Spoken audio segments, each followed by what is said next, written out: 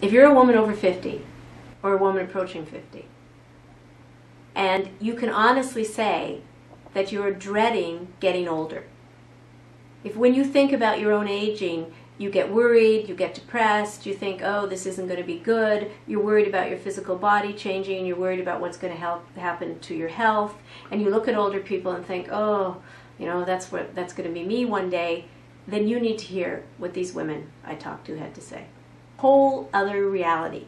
A whole other reality that we don't talk about, a whole other reality that we don't advertise, and I'm not even sure why we don't talk about it, because we don't share it.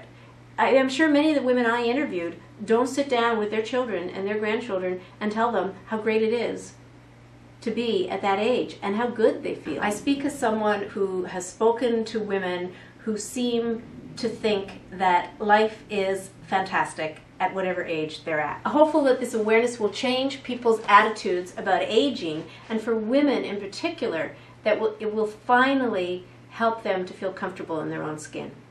And I've spent a lot of time with people asking them questions. I'm a professional coach, and I've always felt it was a real privilege when people are very open and vulnerable and will share their lives with you.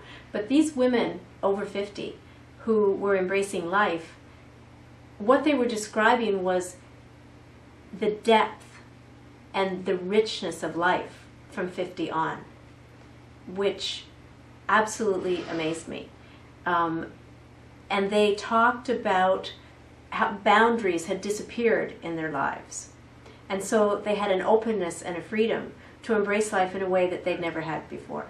So what I discovered when I interviewed these women is that looking young and feeling young is not success in old age. First of all, you won't be able to maintain it.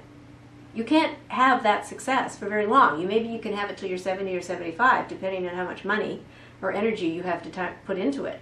But eventually, you're going to lose that battle. But the real richness and depth is in saying, this is the age I am. I accept that there are things here I like and there are things I don't like. And let me see what else is here that has never been in my life before. It's about an internal sense of what is going on in life and who you are in life. And it cannot be observed. So when you look across the fence and you see somebody bent and walking slowly and grumbling because their back's sore, you think age is not good. You think to be over 50 or over 60 or over 70 doesn't look good, but you don't know what's going on in that person's heart and head. And I think I've found now that you'd be amazed if you did know. That really motivated me to write the book, as after I spoke to the women, what I heard was such good news. It was so rich and wonderful that I was even more infuriated with all the negativity around aging. I am sick of this. Why do people dread getting older? Why do people think this is going to be the worst time of their life? This is like an illusion, and why do we perpetuate that illusion? And the media perpetuates it, certainly, but they perpetuate all kinds of things, like, the body image, and so is this just another one of those? Like, it really, really makes me angry. I've been exposed to what is, I believe, the incredible truth of being a woman over 50. And I just think other people should be exposed to it. One of the women I interviewed, I think, really summed up my findings very well when she said that life is a journey from and to freedom. What is my role in society? What is my role in society now that I'm over 50? And I think women are very fortunate, because I think menopause is sort of the tap on the shoulder that points out to us that we are now embarking on a new stage of life. I interviewed women in 5 countries, so it was different cultures. I interviewed professional women, I interviewed homemakers, I interviewed women who were married, women who were single, women who had children, women who did not have children. I interviewed women who were sick and women who were healthy, women who had great loss in their lives, or some that had none. And the single factor that seemed to make a difference was the attitude with which all of that was accepted in their lives. I believe that if you could change a large number of people's attitude towards aging, whether it be their own aging that they are presently experiencing, or their own aging that they are going to experience in the near future, or whether it be the aging of people that they are looking after or responsible for or interacting with, I can't imagine why that would not be a positive benefit to society. Because life after 50 is a very long time period.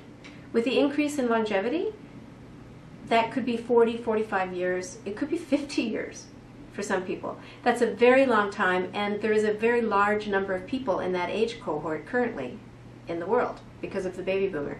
And so if you could change people's sense of what that time is and make it more positive, so people look forward to it and really engaged in it and were very positive about it, it could only have a positive impact on society. What that means is that when you are a child, your life is big and broad and full of potential. And then you start to conform to society and you start to adopt certain behaviors and attitudes, and your life starts to focus into becoming something, to accumulating, to learning, to growing, but to a point that is your goal. And what I think now that I've interviewed these women is that after 50, life goes back like this again and just gets broader and broader and more open and more full of potential and lightness. There are a lot of people born in the baby boom generation. So everything that is important in our society follows that mass of people because that's where most of the people are. So we had this great emphasis on this achievement and this goal-oriented life because this is where all the baby boomers were. So it makes perfect sense to me now that we're going to have this great emphasis on this part of life. We just haven't quite got there yet. But I do really think there is a groundswell of interest in this coming up. I don't know if that's that phenomena that when you buy a Volkswagen, all you see is Volkswagens on the road. But I'm hearing this in a lot of other places, and I'm hearing it in a lot of places that surprise me. And so I want to encourage them to find their voice, find their life after 50 is fabulous voice. And what I describe it is join the movement to age fearlessly and fabulously after 50. So if you go to 50fab.com, the emphasis on that website is to tell you about the book, but is to hear your voice. There's a section in there that says your voice. I want to hear from people who read the book and feel the same way, or even who hear about it and feel the same way.